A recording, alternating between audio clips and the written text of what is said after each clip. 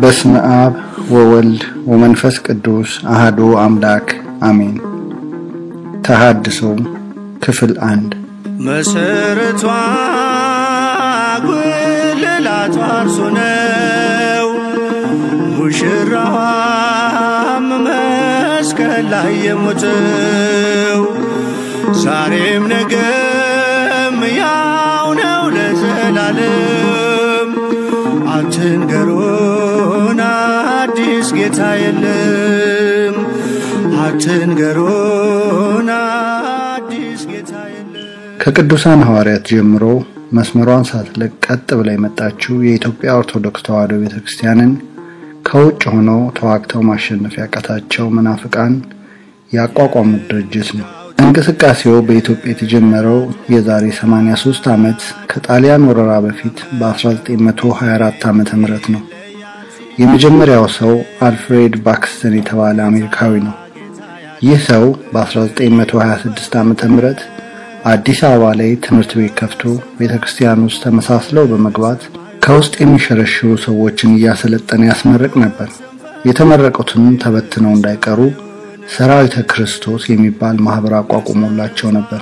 ይህ እንቅስቃሴ ለጊዜው በጣሊያን ወረራ ምክንያት ቢቋረጥም ከወረራው በኋላ ዴቪድ ስቶክስ የተባለ ሰው መጥቶ ሰራዊተ ክርስቶስ የተባለውን የተሐድሶ ማህበር እንደገና አጠናክሮታል።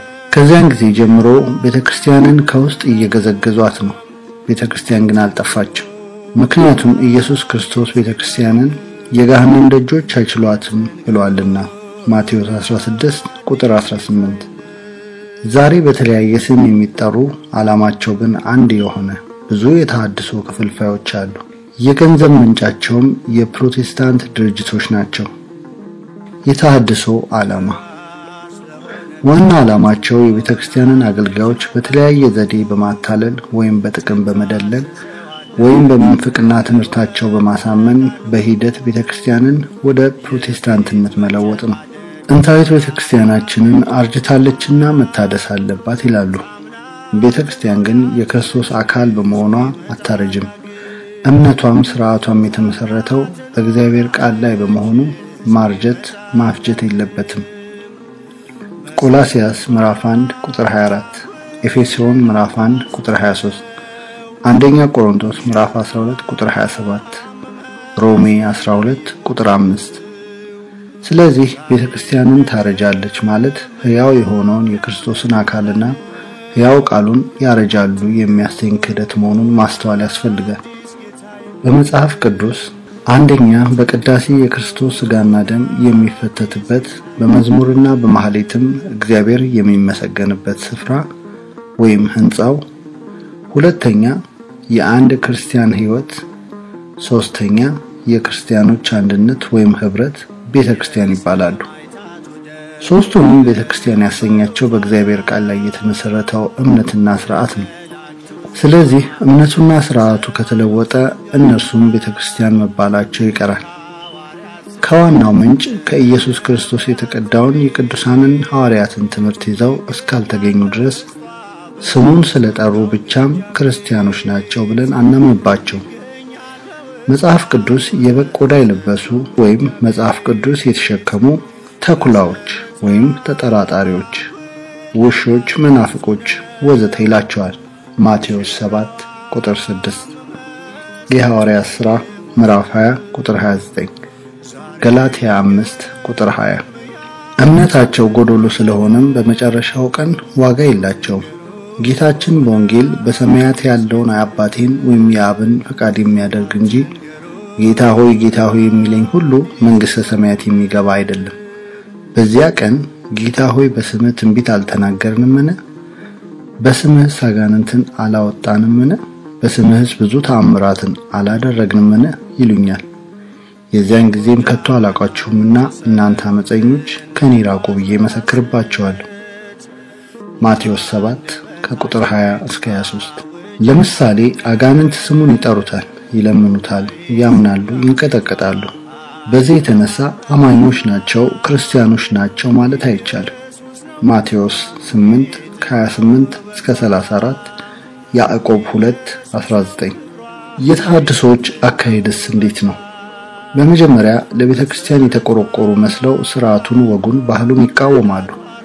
ከዘመኑ ጋር እንዲሄድ ቢለወጥ ቢሻሻል ቢቀር ምን አለበት ይላሉ። እንዲህ እያሉ ሁሉን ነገር ለነፍስ ሳይሆን ለስጋ ፈቃድ እንዲመች ያደርጉታል። ለስጋው ያደረ የሰው ልጅም ይከተላቸዋል። ሐዋርያው ቅዱስ ጳውሎስ ግን ነገር ግን በመንፈስ ተመላለሱ የስጋንም ምኞት ከቶ አትፈጽሙ ይልባቸዋል። ገላትያ 5:16 አጥብቆ የሚከራከራቸውንም ወግ አጥባቂ ፈሪሳዊ እያሉ ይሰድቡታል። ስድብ ግን የሰይጣንና የመልእክተኞቹ ነው። ታላቅንም ነገርና ስድብን የሚናገርበት አፍ ተሰጠው። እግዚአብሔርንም ለመሳደብ ስሙንና ማደሪያውን በሰማይም የሚያድሩትን ሊሳደብ አፉን ከፈተ ይላል። ራእይ ምዕራፍ 13 ከቁጥር 5 እስከ 6። እኛ ከእግዚአብሔር የሆነን ግን የሚጠሉንን እንወዳለን፣ የሚረግሙንን እናርቃለን፣ ለሚያሳድዱን እንጸልያለን። ማቴዎስ 5 ቁጥር 33። ምክንያቱም በስድቡም ሆነ በጥላቻው እንከብርበታለን እንጂ አንጎዳበትም። ማቴዎስ 5:11። ቅዱሳን አባቶቻችን ያቆዩልንን የቤተክርስቲያንን ሥርዓት መጠበቅ የሚያስመሰግን እንጂ የሚያስረግም አይደለም። ሐዋርያው ቅዱስ ጳውሎስ ወንድሞች ሆይ በሁሉ ስለምታስቡልኝና አሳልፌ እንደሰጠኋችሁ ወግን ፈጽማችሁ ስለያዛችሁ አመሰግናለሁ። ወንድሞች ሆይ ከኛ እንደተቀበለው ወግ ሳይሆን ያለ ሥርዓት ከሚሄድ ወንድም ሁሉ ትለዩ ዘንድ በጌታችን በኢየሱስ ክርስቶስ ስም እናዛችኋለን። እኛን ልትመስሉ እንዴት እንደሚገባችሁ ራሳችሁ ታውቃላችሁና በእናንተ ዘንድ ያለ ሥርዓት አልሄድንምና በቃላችንም ቢሆን ወይም በመልእክቶቻችን የተማራችሁትን ወግ ያዙ እያለ የሚመሰገኑትን አመስግኗል፣ የሚመከሩትንም መክሯል።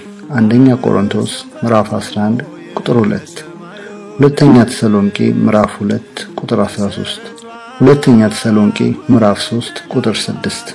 ለምሳሌ በጸሎት ጊዜ ሴቶች እንዲከናነቡ ወይም እንዲሸፋፈኑ ካስተማረ በኋላ ዳሩ ግን ማንም ሊከራከር ቢፈቅድ እኛ ወይም የእግዚአብሔር አብያተ ክርስቲያናት እንዲህ ያለ ልማድ የለንም ብሏል። አንደኛ ቆሮንቶስ 11 እስከ 16። በመሆኑም ከጥንት ጀምሮ በቤተክርስቲያን ውስጥ ያልነበረ አዲስ ልማድ ማምጣት አይገባም። ቤተክርስቲያን በዘመን ተጽዕኖ ስር ሳትወድቅ በዘመን ሳትሸነፍ በዘመን እያሸነፈች የምትኖር ናትና ጠቢቡ ሰለሞንም አባቶቼ የሰሩትን የድንበር ምልክት አታጥፋ ብሏል። ምሳሌ 22 ቁጥር 28። አጥሩ ከፈረሰ ቤቱም ይፈርሳልና የድንበር ምልክት ከጠፋ ሀገርም ይጠፋልና ሥርዓተ ቤተክርስቲያንም ከጠፋ ሃይማኖትም ይጠፋልና። የሥርዓት መገኛ እግዚአብሔር ነው። ይኸውም ለፈጠረው ፍጥረት ሁሉ በሰራው ሥርዓት ይታወቃል። በተለይ በአምሳሉ ለተፈጠረ ለሰው ልጅ የተሰጠውን የሃይማኖት ሥርዓት ስንመለከት በሰማይ ባለው የእግዚአብሔር ቤተ መቅደስ አምሳል የተሰራ ነው።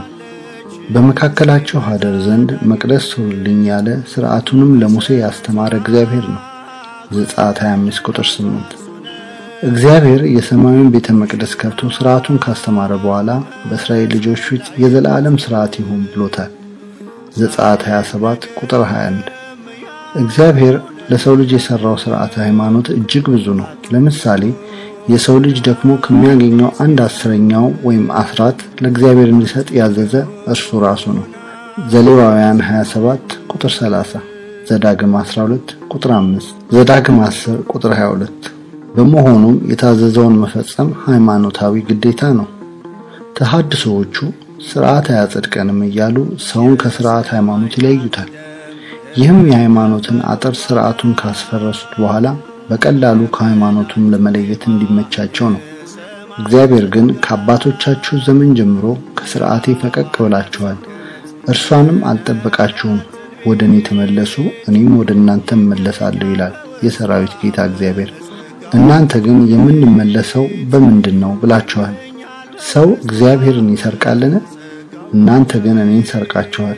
እናንተም የሰረቅንህ በምንድነው ብላችኋል። በአስራትና በበኩራት ነው። እናንተ ይህ ሕዝብ ሁሉ እኔን ሰርቃችኋልና በርግማን እርጉማን ናችሁ እያለ ይገሥጻል። ሚልክያስ 2 ቁጥር 7 እስከ 9። የባሕርይ አምላክ ኢየሱስ ክርስቶስ በሥርዓተ አምልኮ በሃይማኖት የሚመለክ አምላክ ሲሆን በተዋህዶ ሰው በመሆኑ ለሰው ልጆች ሰጥቶ የነበረውን ሥርዓት መልሶ ሲፈጽም እናገኘዋለን። በተወለደ በ8ኛው ቀን ወደ ቤተ ግዝረት ወስደውታል። እርሱ ግን ያለ ጊዜው ደሙ እንዳይፈስ በተአምር ግሩስ ሆኖ ተገኝቷል። ዘፍጥረት 17 ከ7 እስከ 10 ሉቃስ 2:21 40 ቀን ሲሞላውም ወደ ቤተ መቅደስ ተወስዶ ሥርዓት ተፈጽሞለታል። እመቤታችን ቅድስት ድንግል ማርያም 40 ቀን መጠመቅ የማይገባት ልማደ አንስት የሌለባት ንጽሕተ ንጹሐን ብትሆንም ሥርዓቱን ጠብቃለች። ዘሌዋውያን 12 ቁጥር 1 ዘጸአት 13 ቁጥር 2 ሉቃስ 2 ከቁጥር 22 እስከ 24 ለበዓል ወደ ኢየሩሳሌም ቤተ መቅደስ የሄደው ሥርዓቱን ጠብቆ በ12 ዓመቱ ነው። ሉቃስ 2:31 ለኛ ምሳሌ ለመሆን የጾመውም እንደ ሥርዓቱ 40 ቀንና 40 ሌሊት ነው። ማቴዎስ 4 ቁጥር 1 ምክንያቱም በብሉይ ኪዳን ዘመን እነ ሙሴ እነ ኤልያስ የጾሙት 40 ቀንና 40 ሌሊት ነው።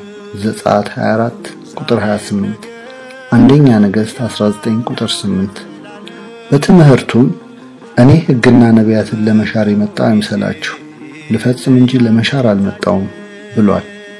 ማቴዎስ ምዕራፍ 5 ቁጥር 17 ሥርዓተ ምጽዋትን ሥርዓተ ጸሎትንና ሥርዓተ ጾምንም አስተምሯል። ማቴዎስ 7 ከቁጥር 1 እስከ 21 ወስብሐት ለእግዚአብሔር ወለወላዲቱ ድንግል ወለመስቀሉ ክቡር አሜን።